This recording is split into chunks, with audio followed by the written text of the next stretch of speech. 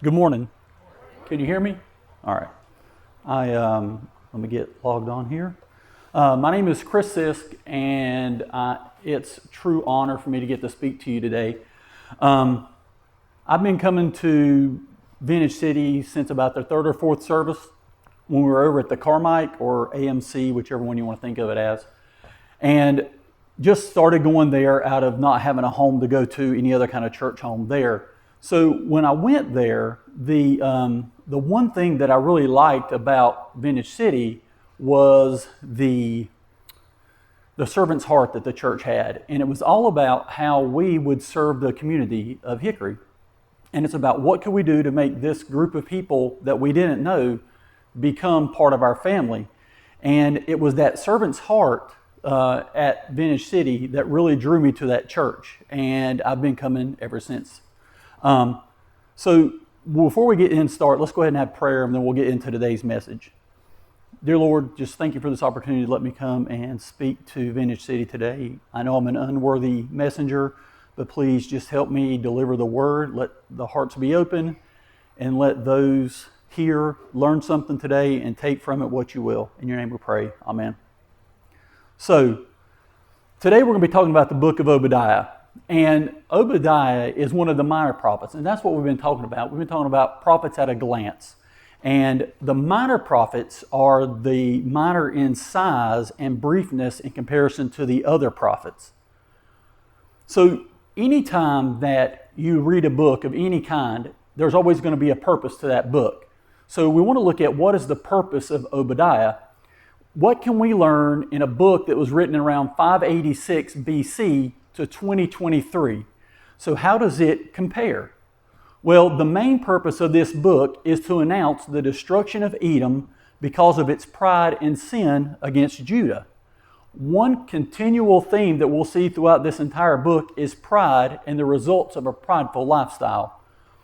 Obadiah also wants to comfort Judah by announcing that Edom's destruction and Judah's restoration and deliverance in the day of the Lord. So one thing that we look here is a result of pride and sin. It is destruction. Then there is restoration and deliverance. So we're going to look a little bit more into that as we go. So Obadiah's name. So what does Obadiah mean? And I looked it up in a couple of different sources, and I got two different meanings. So we're going to combine those two together. It means servant or worshiper of the Lord. So as a worshiper of the Lord, what Obadiah was, he placed himself in a position of humility before the Lord, and he embraced that. I think of it this way. So he chose to serve the Lord and make it about the service and not the servant. So you think a book written, or a book named Obadiah would be written by a guy named Obadiah, and that would be correct. But in the Old Testament, there are actually 13 references to someone by the name of Obadiah. They mention him in 1 Kings, 1st and 2nd Chronicles, Ezra, Nehemiah, and all these are references to other Obadiahs. Apart from the fact that Obadiah was a prophet in the southern kingdom of Judah, we don't know a lot about his background or his ministry. One thing we do know, he was from the southern kingdom of Judah, so I'm pretty sure he had a southern drawl. He kind of had that, like, hey y'all, let me tell you about what God's going to do for you. He had that kind of purpose there. So he is presumed to have received the gift of prophecy for having hidden the 100 prophets from the persecution of Jezebel.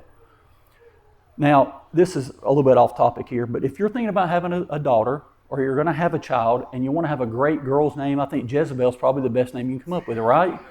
It talks about love and how she cared about people, right? No, she was a horrible person. So what Obadiah did is he hid the prophets into two separate caves in case that one of them got discovered, the other ones could escape her persecution. So Obadiah was a very rich man, but he spent all of his wealth on feeding the poor prophets. So we see his heart here, and it focuses on serving. He gave up all he had to serve the Lord. How many of us have decided that we know better what to do with our things than what God does? I've done it before, right? So in comparison, that would be like if you're having a cookout at the 4th of July and you let your 5-year-old do all the cooking, right? Or your taxes. You're going to let them do your taxes. No, they don't know what to do with it. Who knows better to do with our stuff than what God does? So when you look at a historical setting, there's a long history of enmity between Edom and Israel. So I looked up what enmity meant, and it's a state or feeling of being actively opposed or hostile to someone or something. Now, the sad thing about this is this nation's originated out of two brothers, Esau and Jacob, and their hostility began over a birthright. But in this time with Obadiah, it is centered around trade routes. So there was this thing called the King's Highway, which ran all the way from Damascus to Egypt. So just think of it this way. It's Interstate 40. That's what you want to think of and visualize it. So the two people were fighting over Interstate 40, so to speak. And it's whoever controlled this highway, they actually controlled the goods and they became wealthy. So it was a super important thing to control. So what are some distinctive things that we learn about from Obadiah? So first of all, it is the shortest book in the Old Testament. And when me and Jeff talked about this, I said, I'll do that one. That's the shortest one. That should be the easiest. It's really not. But Obadiah his prophecies against Edom are similar to those found in the Old Testament. One example, a few weeks ago when Jeff spoke from Joel, and it'll be up here on the screen, chapter 3, verse 19 says, Egypt shall become a desolation and Edom a desolate wilderness for the violence done to the people of Judah because they have shed innocent blood in their land. However, among these prophecies, Obadiah's is unique in stating that the reason of Edom's cruelty toward Judah was so offensive because the two nations were related. So think of it in kind of more modern type terms. So if you're a little bit older like myself, you know the Hatfields and the McCoys, right? There's that history of that between those two.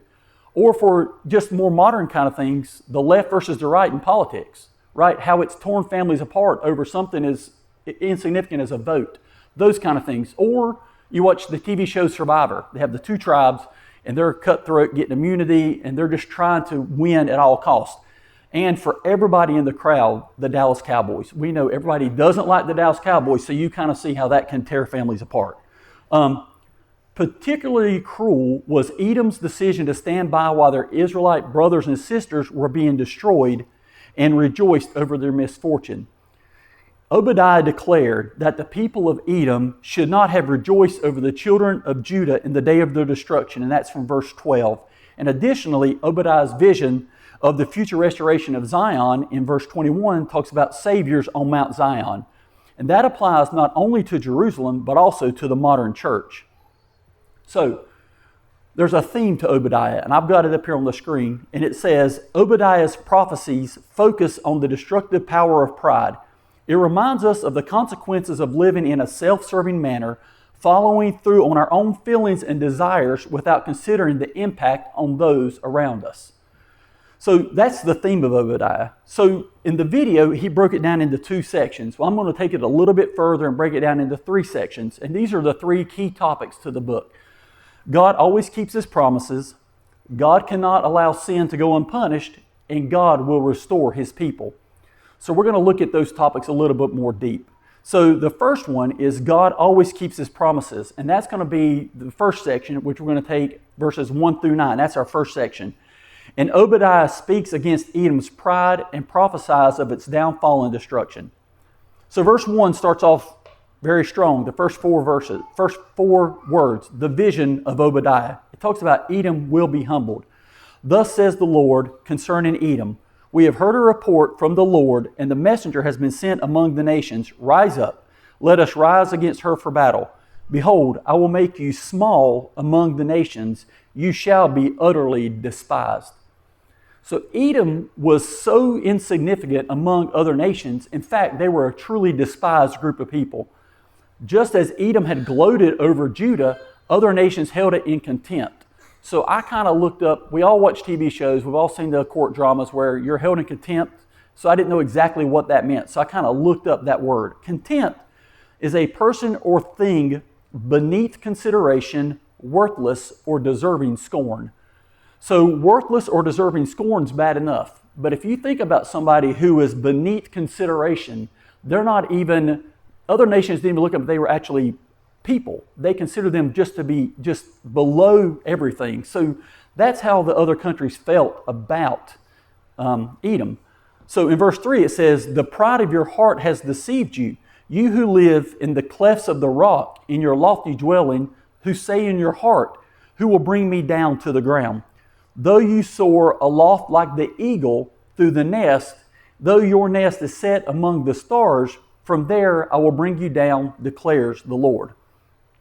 So this is said in contrast to Edom's pride. So the Edomites, they dwelled in a mountainous region on the eastern part of the country with an elevation of about 5,000 feet. So if you think about North Carolina, Beech Mountain is 5,500 square feet, and then Blowing Rock is 3,500 square feet.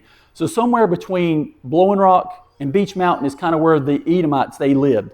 And they thought that living in that type of mountainous terrain made them invulnerable. And that was a lot of false hope for them. So there's actually a rhetorical question here in the Bible where it says normally, when we talk about it doesn't normally have an answer.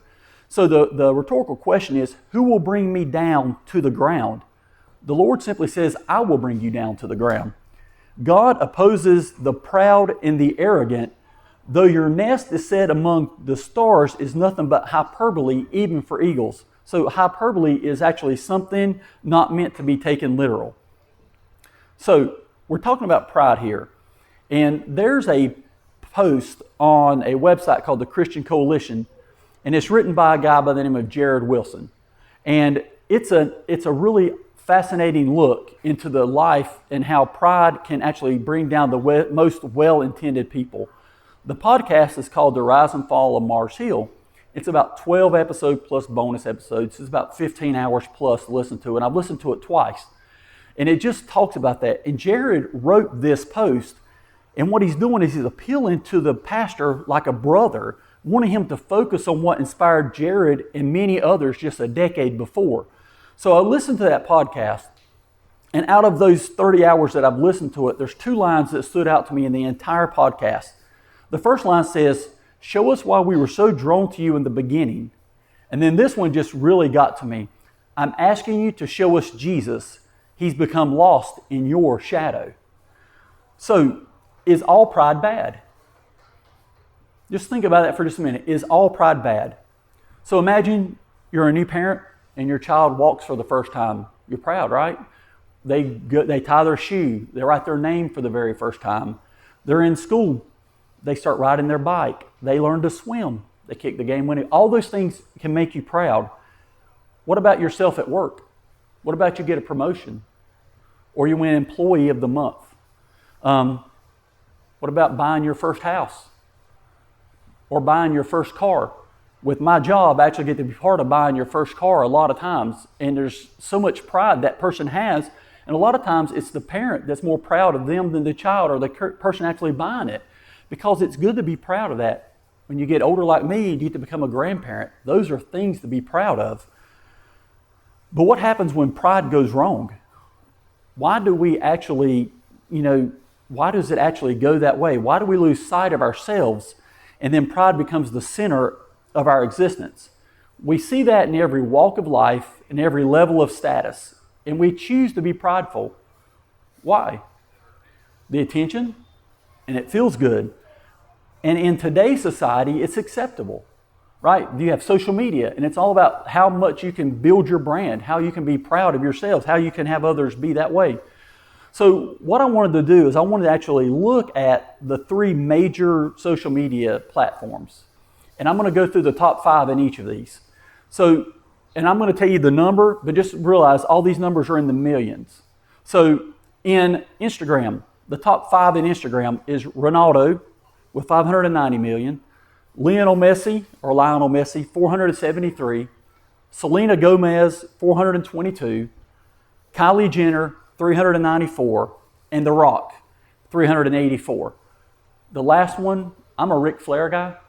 So imagine what Ric Flair would have been like if he had all these socials when he was coming up through there. So in these 5, you have 2 world-renowned soccer players. You have an actress and a singer. You have somebody who's just there. And then you have a professional wrestler. What about TikTok? So I do not know any of these TikTok people. So if I pronounce the names incorrect, y'all can tell me afterwards. Number 1 is Charlie D'Amelio with 148.7. Bella Porch has 92.4. Addison Rae has 88.7. I do know a little bit about that one because when I was at Conover Walmart the other week, on the clearance section, they have some Addison Rae dolls for sale. So if you want some, they've got them, I'm sure, still.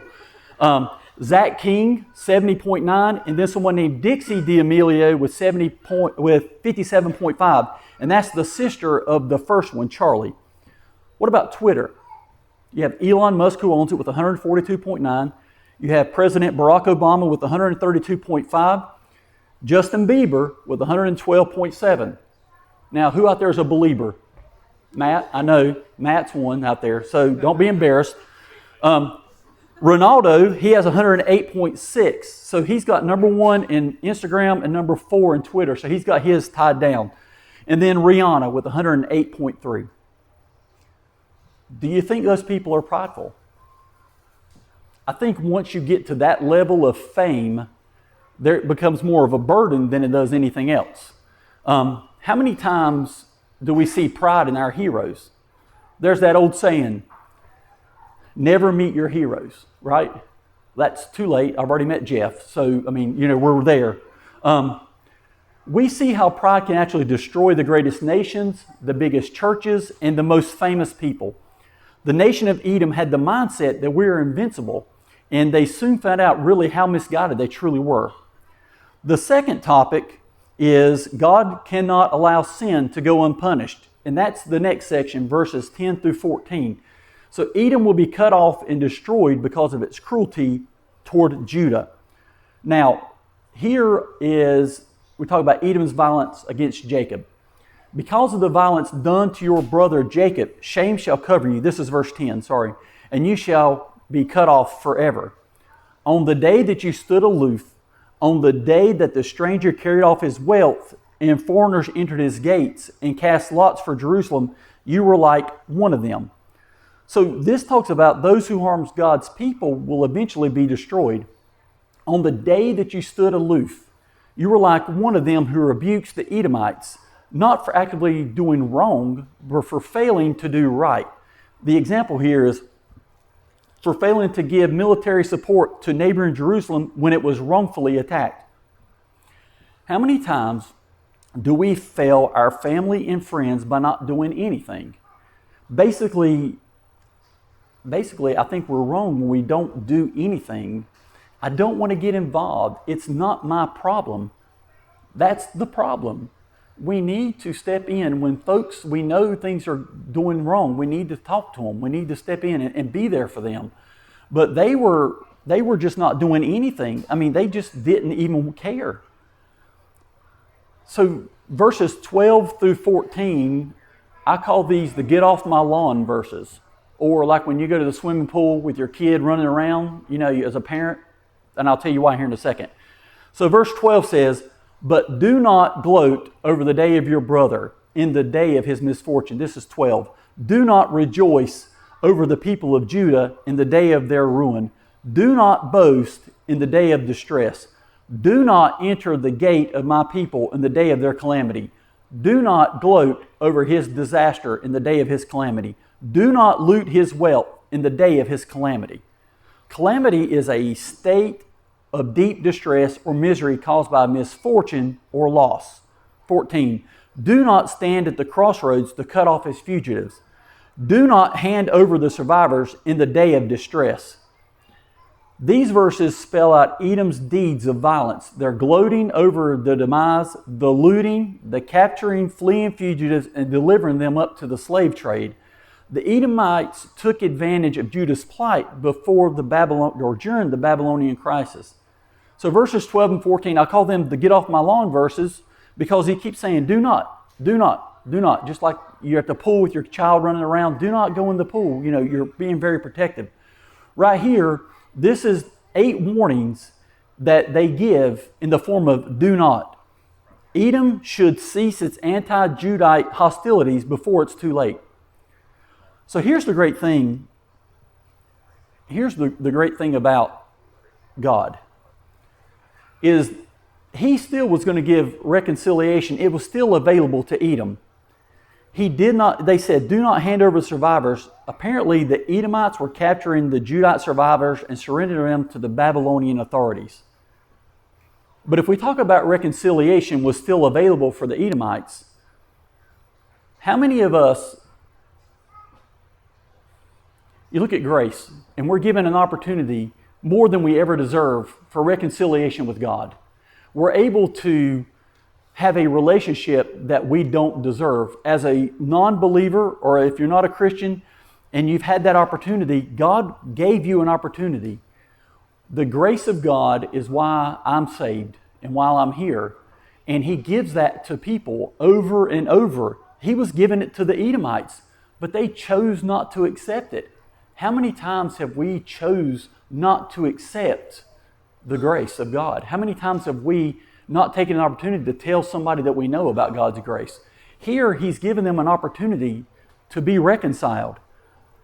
And we see the true character of the Edomites come out. In the day of calamity, Esau's descendants offered up neither help nor compassion to the people of Judah.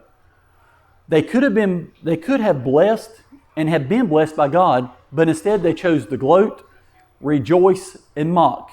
And that's truly not a good idea. So this reminds me of the world we live in today. So I'm going to hop on my soapbox for just a second.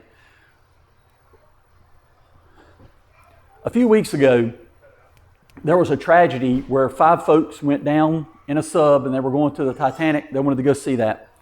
And soon as they found out that these folks were lost, they couldn't have any contact with them. It seemed like on socials, on all the social medias, it just started memes. Meme after meme after meme, GIFs, all that stuff, about making fun of these people. And we didn't know what happened to them. And once we found out it imploded and they all perished, you thought there'd be a moratorium on that stuff. But no, it got worse. People kept mocking these people. They kept just making fun of them. And you look at it,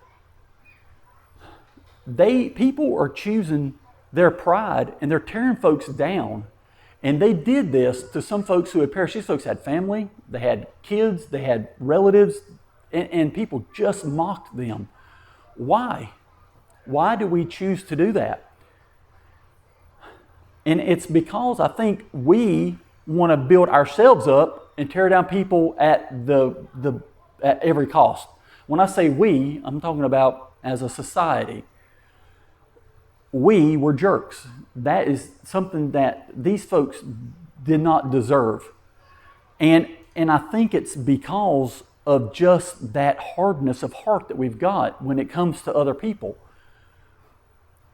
I know I probably have done it in the past, and I truly pray that I don't do that. I just want to have a community that holds each other up and holds each other accountable through love and compassion. And you look at it, and I think a lot of times we misinterpret what love is by just blindly accepting what anyone does. But love is really holding people accountable and then loving them through that. We have got to make sure that we show love to our friends and our family, and we've got to make sure we're there for them. And I just think whenever this whole tragedy, and it's tragedy after tragedy, it's not just this one, but that's the most recent one, when we actually have taken and we've actually chosen to be, in the wrong. So topic 3 is God will restore His people. And this is verses 15 through 21. So the day of the Lord is near. So verse 15 says, "For the day of the Lord is near upon all nations. As you have done, it shall be done to you. Your deeds shall return on your own head." So this first one is a judgment. It's the first aspect of the day of the Lord will be judgment upon the nations that do not obey God. In the video, they called this a hinge verse. So we all know what a hinge is. It's that flexible little thing that holds a door or a lid, that kind of thing. But that's not the hinge we're talking about. The hinge we're talking about is a determining factor, a turning point. And that's the one we're going to use. It's to be contingent on a single consideration or point. Another word you may want to use is pivot. So this is a turning point or pivot. So every time I hear the word pivot, I think of friends carrying the sofa up the stairs. Pivot, that's all I ever think about. I may be the only one, but that stands out to me. Verse 17, it says, "But in Mount Zion there shall be those who escape, and it shall be holy. And the house of Jacob shall possess their own possessions. So this is the deliverance. This is the other major aspect of the day of the Lord, is the final deliverance of those who trust God and the Lord's eternal kingdom.